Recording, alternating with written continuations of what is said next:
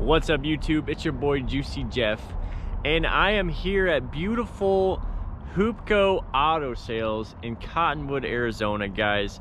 This is a used car lot for very used cars. I mean, a lot of these cars are like 150,000 to 250,000 miles on them. And, you know, it's one of the places I like to come see if they have any deals that might be an interest in me. I don't really think I might ever buy a car from this lot, but it's a hobby of mine and one thing I like to do. As you guys know, I love cars and I love learning about them. I love checking them out. So we're just gonna walk around this lot today, guys, and see if there's anything that draws my interest. And right here, actually, that's a nice Ford Fusion. It doesn't have any tags on it. The Ford Fusion is actually a good car to car camp out of. It's one of the longer cars. It's boxy. There's lots of room. I wonder if it's unlocked. There's no tag on this car, but let's check it out and see. Yeah, it's locked. But leather seats, and as you guys can see, there's so much room in the back. The Ford Fusion is kind of like a minivan, so that's pretty cool. I wonder how many miles are on it. I wonder how much they're asking. But they have a Previa here, which I always look at, but it's I can't buy this, but it's fun to look at. This is before the Toyota Sienna. Toyota made the Previa. This is a 91 with 240,000 miles on it. The Previa is a very interesting car, and why don't we take a look in here and see what it looks like. No door handle there, but as you guys can see, this is a pretty cool minivan, and the back seats in the back there, they just fold up like that, and there's a lot of room in this van. You know, this is honestly a really cool van. The front end is like a spaceship, kind of. It's like in the cab here. It's really cool. It's even got a sunroof. It's got another sunroof right there. 245,000 miles, but this is a cool van before they made the Sienna. If you guys see the middle seats, if those are gone, you have so much space in here. It's actually insane. So, a cool van. But 240,000 miles, that's a lot of miles. They also have a Prius right here. This is the good Prius to get, the Generation 2. I'm curious what they're gonna do to this one. There's no tag, there's no information on it, but once they get a tag and the price, I might check it out, honestly, because this is the generation you really want to get. Is it making that sound when I open the door? No sound. It's pretty nice in here. Lots of room in the back. Leather seats, so this was the nicer Prius. Dude, that might be a consideration of mine if it's in good working order, honestly. As you guys know, my Prius is giving me problems, and I do want to get rid of it eventually, but this would be a good idea for me to just get something right away that could last me a year or two. Not something that's gonna last me 10 years, but it would last me a while. And these Generation 2 Priuses are a lot easier to work on than the third generation here, because with the ABS brake booster pump, there's two separate expensive parts. If it goes out on this one, it's only one part. Looks like they got a Corolla right here too. Let's check out this Corolla. All new front end, that means it wasn't an accident. Some of these are salvage titles. This is kind of a dinker lot, guys. I mean, there's nothing really super fancy here, but it's fun to look around. All new front end, 218,000 miles, 4,900 bucks. Corolla's a nice car. Looks pretty clean in there, besides that seat. But as you guys know, I'm looking for cars to camp out of. Like the Prius. Prius is a great car to camp out of. I mean, it's a no-brainer. I'll show you guys why right here. Put these seats down. If I can. Oh man. I didn't even put the seat down. Oh geez. Oh. hold on, I gotta put the seat down somehow. Set you guys right there for now. Yeah, so as you guys can see right there, you fold the seat down on these, they fold pretty much flat here in the second generation, and it's super easy to camp out of.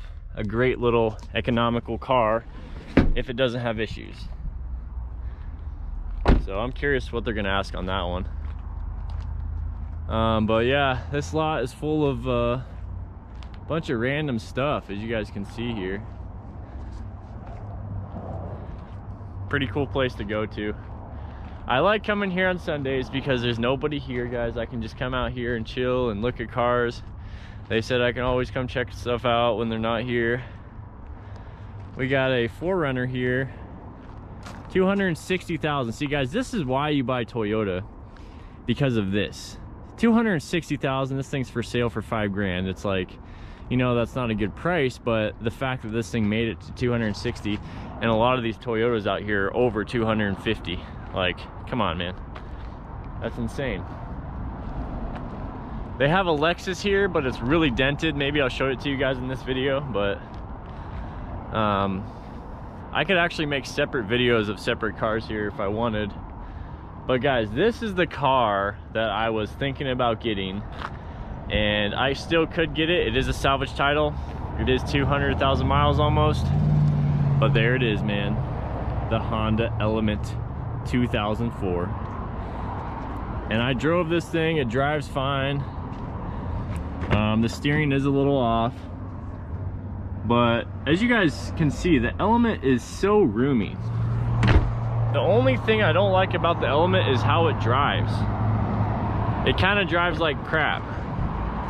But as you guys can see, you open up the Element here, pop open the hatch here, you fold the seat up there, you fold that seat up on the other side. Ideally you take them out. That's my biggest thing with getting a van or Element, is like, I got to put the seat somewhere. I don't just want to throw them out because it loses value if you try to sell it without the back seats. So the cool thing about the Element though is you can just fold them up like that, and then as you guys can see, you get so much cargo space there. You put a little platform with a bed maybe this tall, you just got to move that passenger seat up a little bit, and you got plenty of room to camp. Not as much room as a minivan. Minivans are roomier, but the headspace is insane in these. But 196,000 miles. They're asking 4,900. You know, salvage title. It's got a new catalytic converter, but I'm in this area, so I'm not really worried about having it stolen. And this thing is honestly not bad, guys. Let's go inside the driver's seat. Very tight fitting lot here. So yeah, sit in the driver's seat. And I mean, it's comfortable, I guess, but driving these things, it's not comfortable. That's what I'm trying to say here. It's not a comfortable thing to drive, but I do like the Element, guys. I always will. Because unless Honda or Toyota makes something like this again, it's like, this is a gem. Because look at all that space, man. You take out those back seats and you build a platform, or you just order a bed build, and you got a build setup. And it's like a little mini camper. It's awesome, man. And so honestly, I'm still considering getting an Element. Maybe not this one. There's another lot that has one with 130,000 miles for 10 grand. It's an 06. And quite frankly, guys, I don't really care about comfort and drivability that much. Like, it's fun to have a nice car, like the RX 350. Maybe we'll walk out and check. They have a 330 here. Maybe we'll check that out next. But I could see myself in an Element, guys. I know it's not comfortable to drive. The seats really aren't that comfortable. They're okay. But dude, it's practical, guys. Sure, you don't have the fancy infotainment center, you don't have the luxury center console, luxury this, luxury that. I don't want luxury. Like, the only thing I like about luxury is how luxury cars drive and they feel when they drive. And honestly, all I care about is space. But it's a weird predicament. But this thing is nice, man. I like the Element. But yeah, let's go walk out and check the RX 350, you know, show you guys the difference. And they should be giving me money for this, man. I'm putting this auto, this place on the map. There's a CRV 224K.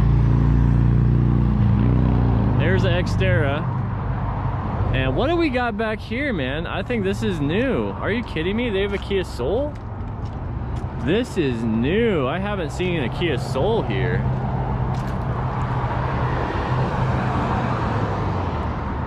I wonder what they're asking for this. That's kind of a nice little Kia Soul. It's locked. And they got a Mini Cooper here too.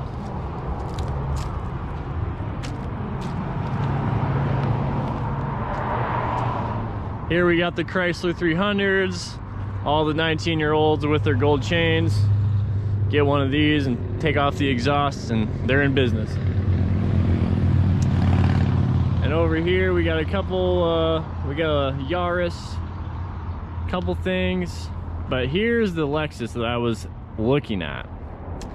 This is an RX 330, so it's got the timing belt and not the timing chain. And these two cars are really great, except the 350 has the chain, so that makes it a little more reliable. Right here we got an RX 300. That's Lexus's first SUV. It came out in like 99, and it's the slowest. It's like the lower end Lexus SUV, but it's really reliable. As you guys can see, 250,000 miles, and a lot of them go to that. RX 300.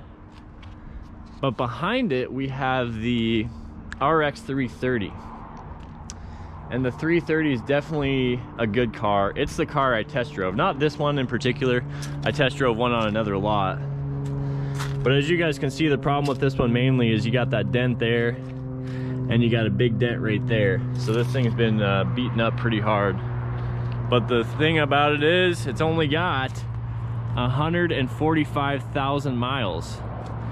But I did check under the car before, and there is something leaking there. So that's the biggest red flag for me. I checked that and there was something leaking. So I was like, well, might want to take this one to a mechanic. But yeah, guys, you go inside a Lexus and it's a world of difference in here. Just a world of difference with comfort. And yeah, I mean, this is a comfortable car. And the thing about the Lexus, guys, is they drive so nice. You feel so confident driving these cars. The braking's amazing. Everything about the Lexus is great. You know, and you got a lot of room. You fold down the seats back there, you can camp it out. And I think that's pretty awesome. And they're extremely reliable. So I really would actually like to test drive this one and see what that leak is, or get some more information on it. Because 145,000 is not a lot, and the dents, I really don't care too much about dents, guys. I care about reliability. But those are two great cars right there, and they're both all-wheel drive. So in the wintertime, going up north, it'd be great.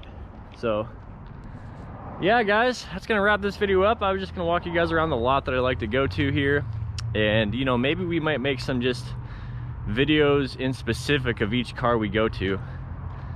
And yeah, so, and there's my baby. My car's probably the nicest car in the lot here, but like I say, guys, I have a problem with this car because of the ABS brake pump is faulty on this, and it's not affecting my drivability, but I mean, it is a little because I don't have ABS, but it sucks, guys. And the cool thing is I can always sell it. You know, it's not the end of the world. You can replace cars, but you can't replace people.